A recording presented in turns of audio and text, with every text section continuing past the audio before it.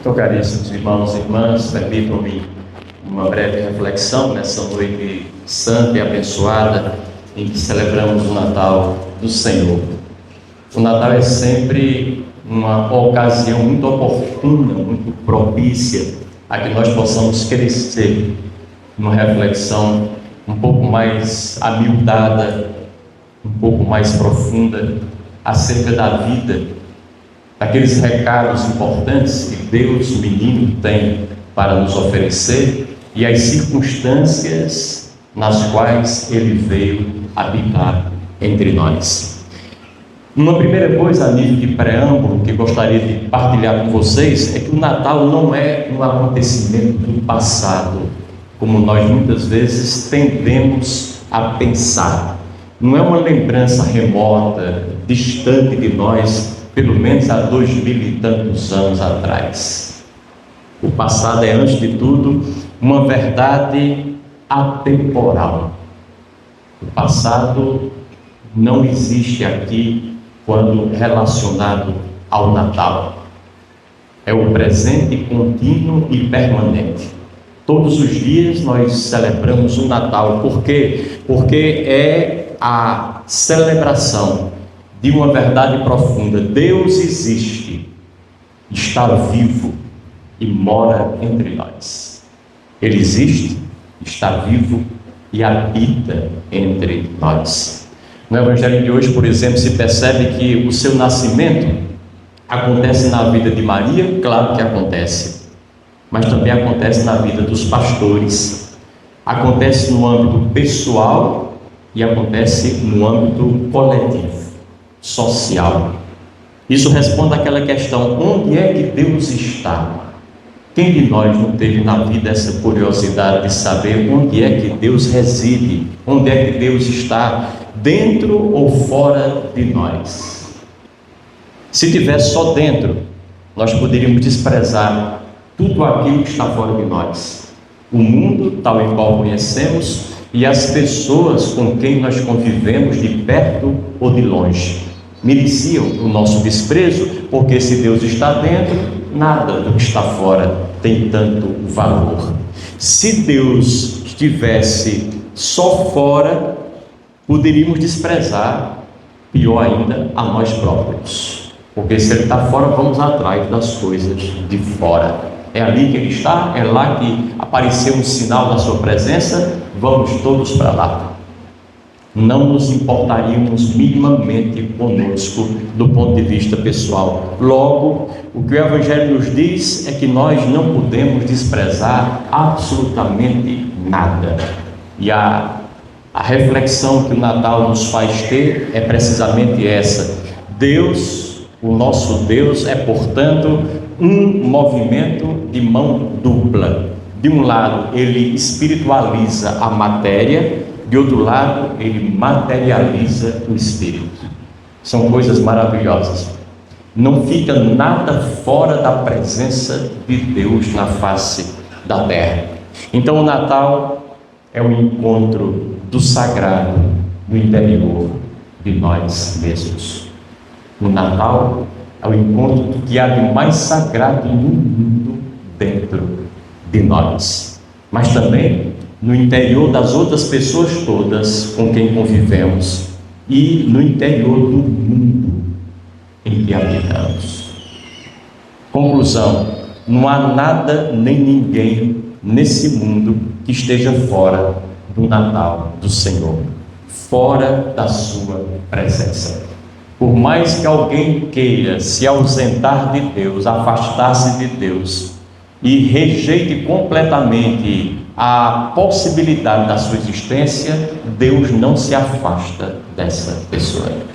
Porque, como dizia Jesus Cristo, não fomos nós que o escolhemos, foi Ele quem nos escolheu.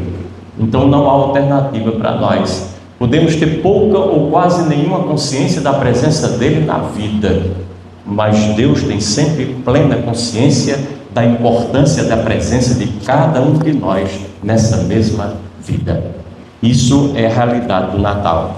Vendo o Evangelho que acabamos de escutar, riquíssimo, Temos alguns detalhes, eu queria passar brevemente por eles, que são importantes. Primeiro, o Evangelho diz que completaram-se os dias para o parto e Maria deu à luz a seu filho primogênito. Completaram-se os dias, completou-se o tempo. Qual é a lição que a gente pode tirar primariamente daqui? Que nós só podemos gerar alguma coisa boa, fazer nascer alguma coisa boa a partir de nós, algo precioso dentro de nós, quando deixamos que os dias se completem para nós. Quando deixamos que o tempo cumpra a sua tarefa em nós. Faça o seu trabalho dentro de nós e em nossas vidas. Aliás, nessa vida, vocês e eu sabemos, por experiência própria, há feridas, há dores, há perdas, há saudades, que só o tempo é capaz de curar. A gente leva para o psicólogo, manda conversar com o padre, chama o melhor amigo para dar um conselho, para falar, para animar, para estimular, mas aquilo parece que não antecipa absolutamente nada. O que a gente tem de passar, vai passar, e vai passar no tempo. Algumas coisas demorarão mais, outras coisas passarão rapidamente, outras um meio termo, mas todas as coisas têm o seu tempo de maturação. Precisam dar o seu recado, precisam dizer a que vieram, precisam mostrar a sua utilidade e a sua finalidade. Quando nos mostram essas coisas, elas passam, seguem adiante, vão embora. Não queiramos entrar no céu à força, como dizia minha mãe. Ou seja, fazer com que as coisas aconteçam no nosso tempo, do nosso jeito, no nosso ritmo, no time que não é o time de Deus. As coisas acontecem no ritmo e no tempo próprios delas todas.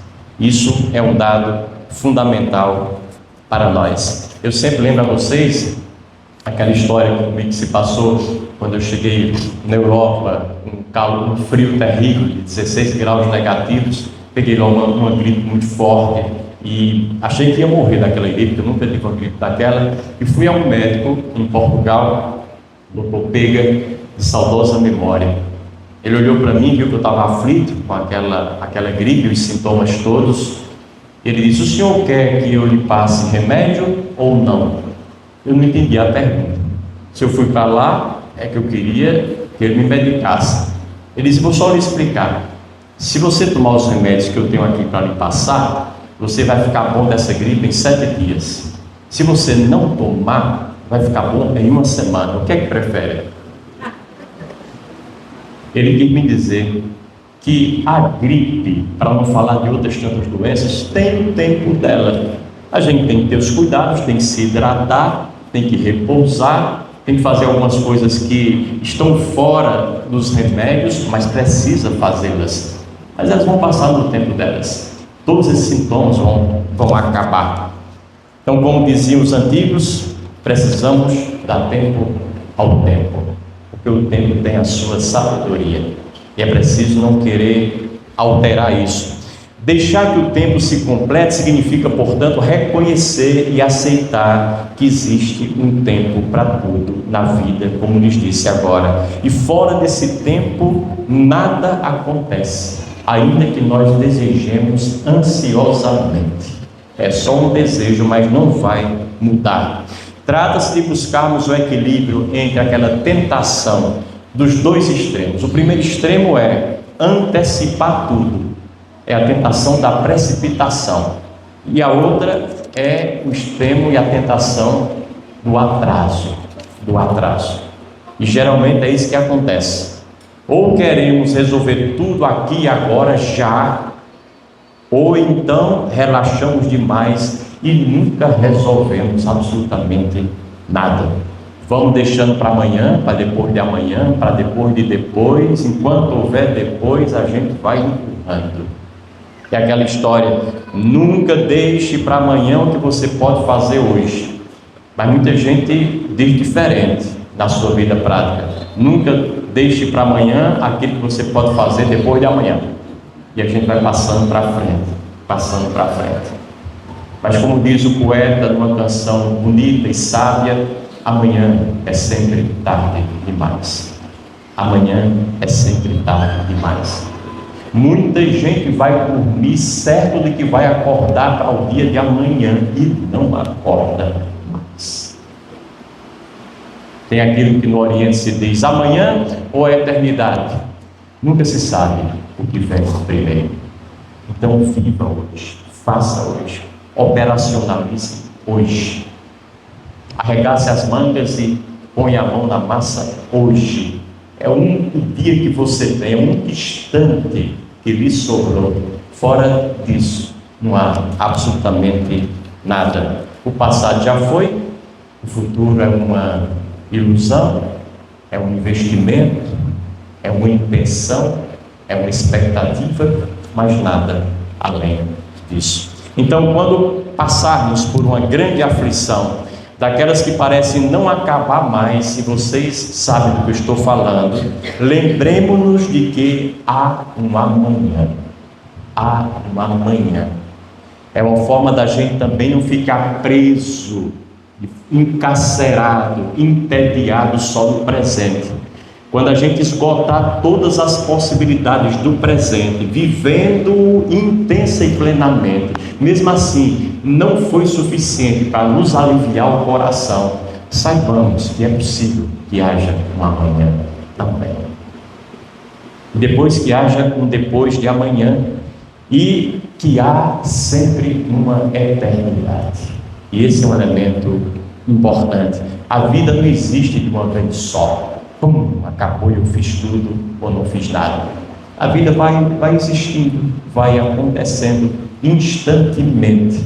E é bom que a gente tenha essa paciência, essa tolerância com a vida e com o tempo, e nos tornemos resilientes, capazes de aguentar os sofrimentos próprios de cada etapa da nossa existência. Gerenciar isso é um desafio, mas é um desafio bom de se viver. Não é um desafio desagradável de todo. É bom e vale a pena agarrar nele. Lembremos de que a vida não é uma emergência. E às vezes a gente vive a vida como se houvesse alguém com um punhal ou uma faca bem afiada no nosso pescoço, dizendo: faça isso, faça aquilo agora, senão você vai ver. Não. Raramente alguém vive assim, constrangido ou pressionado por uma coisa ou por uma vontade poderosa de fora a nos atingir. Na maioria dos casos, somos nós próprios que criamos as nossas emergências. Não é a vida. A vida segue muito bem na ausência delas. Nós é que vamos criando essas circunstâncias menos boas para nós. Eu lembro-me sempre da carta de São Paulo aos Filipenses, quando ele diz assim: aquele que começou uma boa obra em vós vai completá-la. Isso vale para as vezes que não conseguimos fazer todas as coisas boas que nós imaginamos, sonhamos e desejamos fazer. Não tenhamos tanta pressa. Ora, nossa cabeça é sempre muito maior em termos de sonhos, de possibilidades, do que o nosso corpo pode realizar. Há muita coisa na cabeça e não cabe, às vezes, em uma vida, em 2 vidas, em 3 vidas. Então, escolhamos algumas delas e andemos com elas, avancemos com elas. Fazer sempre menos coisas, uma coisa de cada vez, e fazê-las vagarosamente, sentindo, saboreando, sorvendo o momento, a delicadeza, o fruto e o usufruto de cada coisa que nós escolhemos fazer.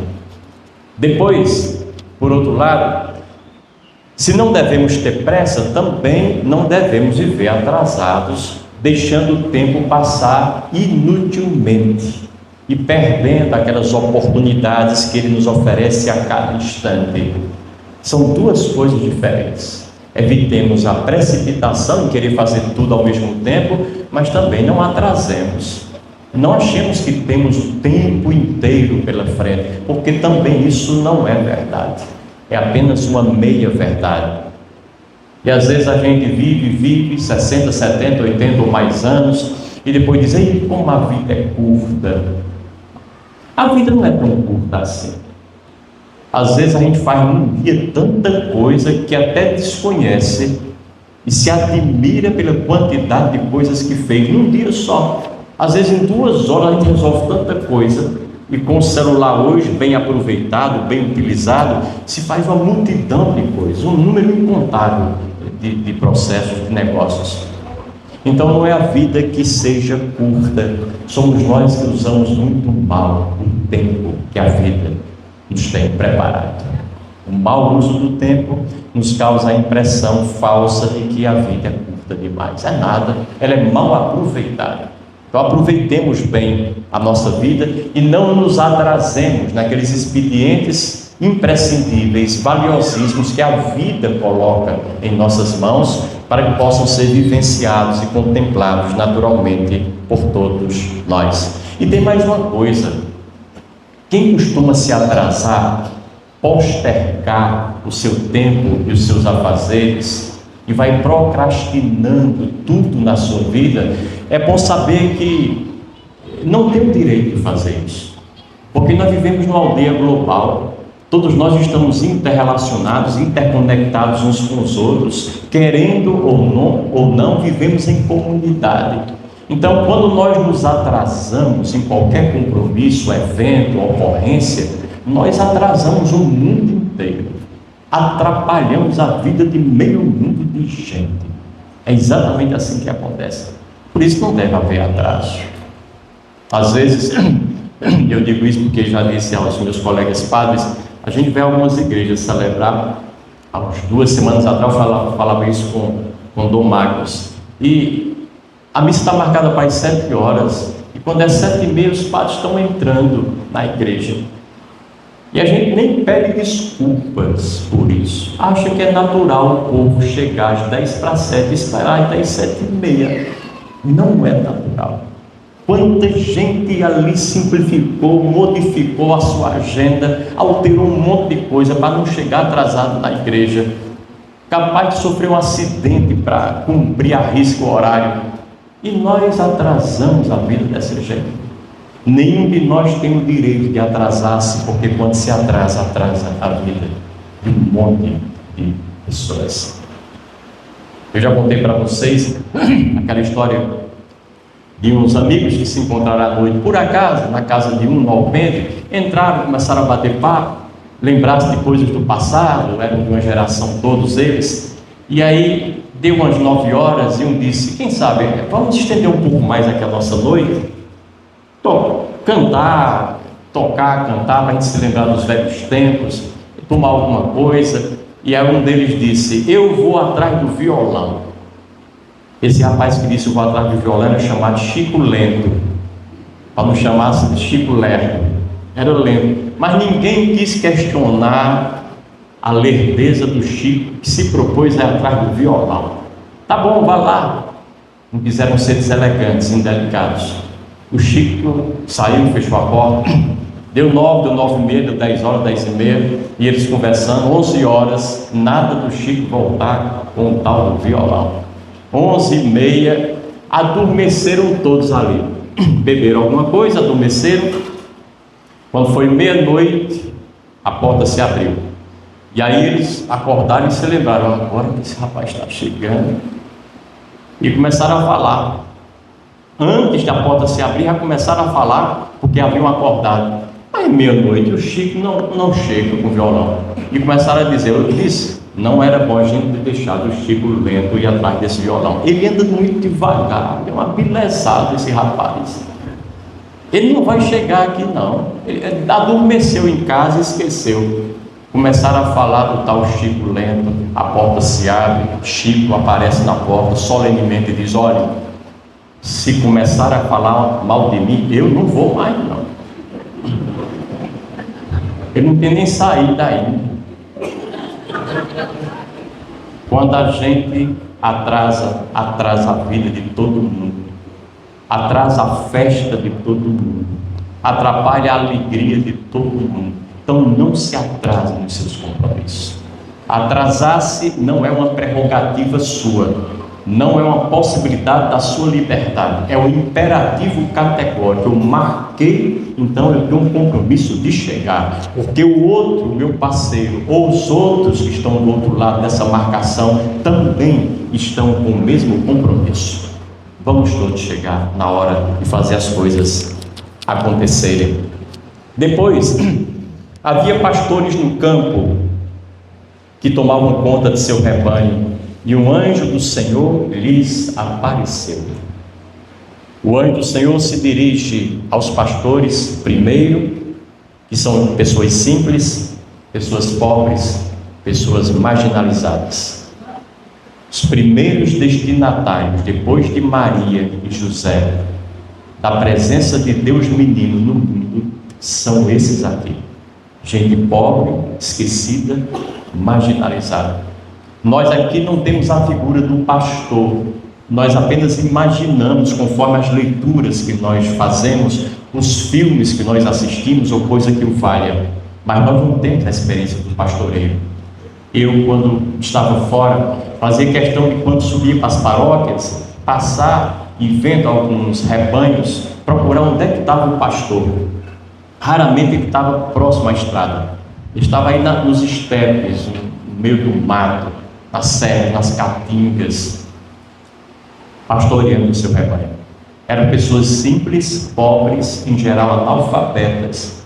Tipo assim, não sobrou nenhum trabalho para ele, então vai ser pastor, vai cuidar dos bodes, das cabras e das ovelhas, o dia inteiro fora de casa, longe de casa. Levava a sua marmitazinha, ou então fazia um foguinho ali e esquentava alguma coisa que trouxe e pronto. Só voltava à noite para casa, somente à noite. É para essa gente que Deus, menino, se manifesta.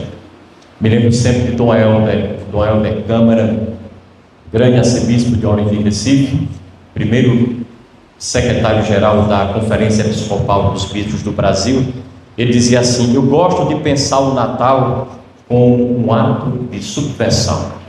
Um menino pobre, uma mãe solteira, um pai adotivo, excluído do meio social, um nascimento assistido pela ralé da sociedade, que são os pastores, é presenteado por gente de outras religiões e lugares estranhos, os chamados magos do Oriente, astrólogos, é obrigado a fugir com sua família para um outro país por perseguição política, são refugiados políticos, depois volta e vai viver na periferia de Belém e de Nazaré. E ele conclui assim: o resto da história a gente celebra na Páscoa, porém com a mesma subversão, com a mesma subversão. A outra mensagem é também clara para nós: Deus se manifesta sempre em meio aos nossos afazeres ordinários do dia a dia, e onde nós estamos e naquilo que estamos fazendo. Os pastores estavam pastoreando os seus rebanhos, e aí Deus se manifesta através do anjo a eles. Vocês sempre lembram-se daquela música do Padre Zezinho: quando Jesus passar, eu quero estar no meu lugar, no lugar onde eu estou. Eu sempre perguntei: por que é que eu quero estar no meu lugar? Eu quero estar no lugar onde Jesus passar, para vê-lo.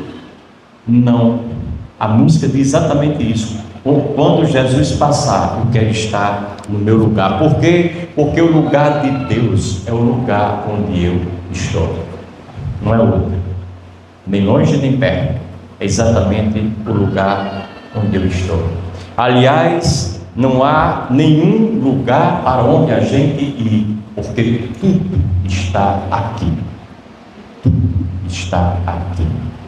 Não tem milagre diferente do milagre da vida que acontece em nós, onde nós moramos, onde nós vivemos, onde nós trabalhamos, onde nós interagimos com o mundo e com a vida, que não aconteça aqui onde estamos. Tudo acontece aqui e somente aqui. Ou seja, a felicidade de uma pessoa não pode e não deve ficar na dependência de um fenômeno extraordinário, miraculoso, de grande porte ou vulto. Antes, é a capacidade da gente perceber a grandeza das pequenas coisas, o milagre de cada gesto, de cada passo dado, de cada atitude praticada. Thich Nhat Hanh, que era um monge budista que morreu há 5, 6 anos atrás, ele dizia assim: milagre é pisar sobre a terra. Esse é o verdadeiro milagre, pisar sobre a terra.